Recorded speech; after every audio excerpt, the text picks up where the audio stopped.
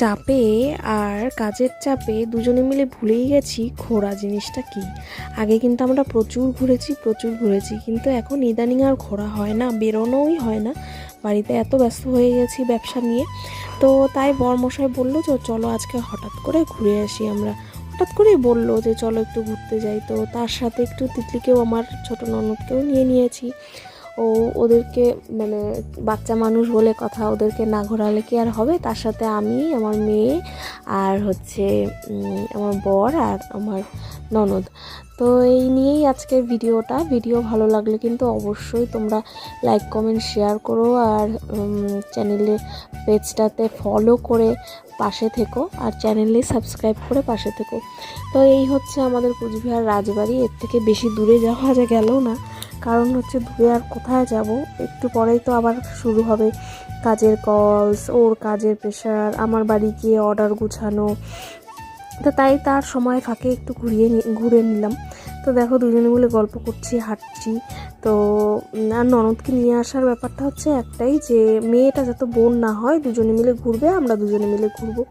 তো এই দেখো রাজবাড়িতে এত পরিমাণে ভিড় সারা বছরই কিন্তু এরকমই ভিড় থাকে।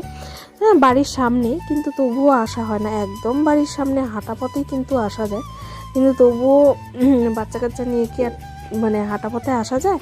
হ্যাঁ, টোটো করেই আসলাম। বিশেষ করে বাচ্চা কাচ্চার জন্যই ঘোরা। অনেকদিন থেকে মেয়েটাও বলছিল যে মা চলো ঘুরতে যাই।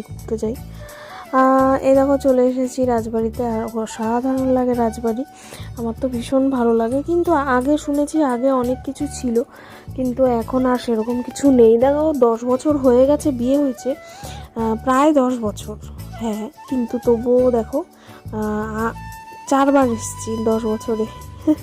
ভাবা যায় বাড়ির সামনে, তবুও।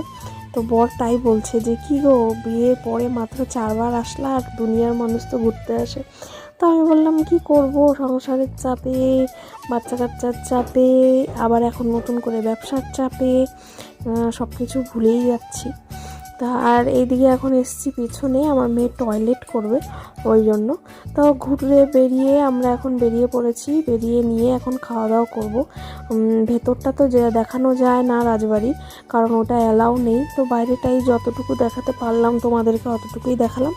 আর এই হচ্ছে আমাদের আজকে দুপুরের লাঞ্চে আছে শিমের চচ্চড়ি, করলা ভাজা, আলু ভাজা, ডাল, আলু দিয়ে